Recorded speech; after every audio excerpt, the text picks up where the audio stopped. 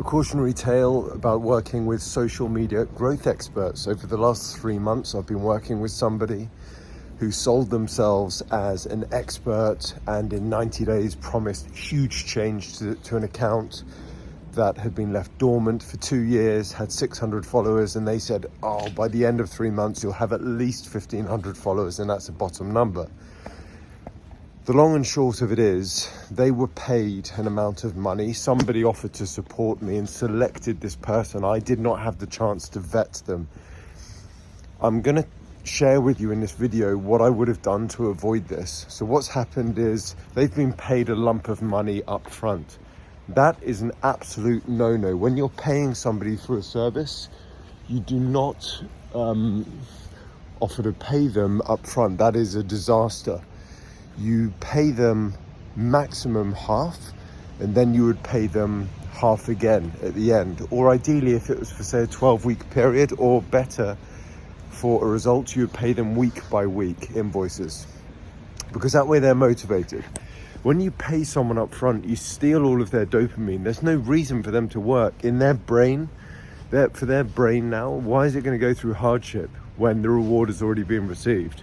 So do not do that. The second thing is you must clarify exactly what is included in the service. What are the terms? What are they going to be doing specifically? And what is the result? And also, I just touched on it kind of a second ago, are they working for time or for an outcome? You know, it's like somebody says, oh, I'll build you a house. And you say, okay, that's an outcome. Or somebody says, I will work toward building you a house and I'll work for 3 months. And you say, yeah, great. And you think, yeah, I'm going to get a house in 3 months. No, you're not. What they can do is they can say at the end of the 3 months, right, time's up. I'm working for time, not a result.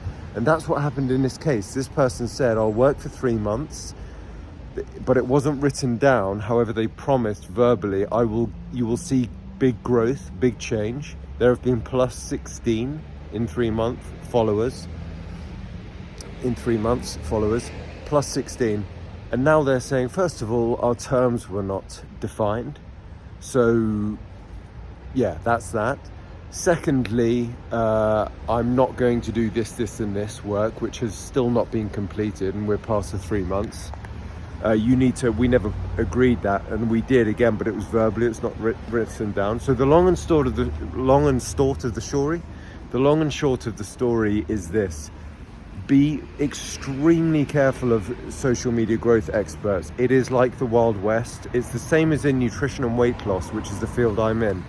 I have a master's degree in nutrition. I worked with top performing athletes. I understand how to get weight off people who are willing to train hard. I also learned how to get weight off people who live in London. I'm actually in Chelsea now, that's the King's Road. How to work with busy people. I have the credentials and I've proven my results with people. In the social media growth land, as this person who promised a service to me did, they suggest that they're going to be able to get you these great results and they've worked with this person and that person. But if you can't verify that, and literally I would want to speak to the person that they worked with and make sure that they're not pally with them and say, hey, did you work with so-and-so? And would you be kind enough to just take a minute to share with me your experience? So this person, they promised they'd worked with this Instagram growth team in Florida. I cannot see this person's profile anywhere in their team on the website. So that's the first red flag. The second one is another person who personally recommended this social media growth expert to the person who kind of, if you like, sponsored me, who helped me out. That person, their followers jumped to 30,000 from 3 because they paid for the followers, but that was just lost in translation somehow. So I guess the long and short of the story is, the bottom line is, make sure you have terms defined, make sure you have a contract in place. What happens if they don't deliver the result?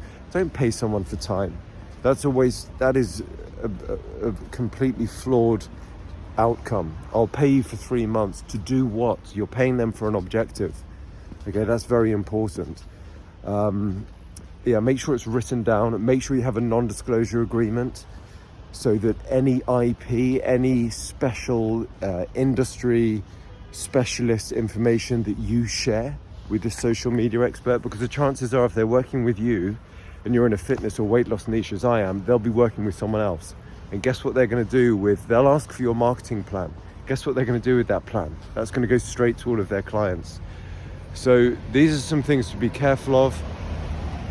What am I going to do as a result of this? Well, I've got to look at people like Richard Branson or Iman Gadzhi, who I unapologetically mention on this channel a lot because his story is incredible. What would they do in this situation? You look at those guys, you put yourself in their shoes. They would say, this is crap. You know, this is a setback, but I'm going to use this as a comeback. I'm going to learn from this. And you have to have a growth mindset. So what am I doing as a result? I've started reading Building a Story Brand by Don Miller. Excellent book. And it's given me clarity already about how I can move forward. I've taken the positives from this experience. Yes, it did get me posting regularly on social media, so I can ride that momentum. Definitely, we need to pivot rather than persevere.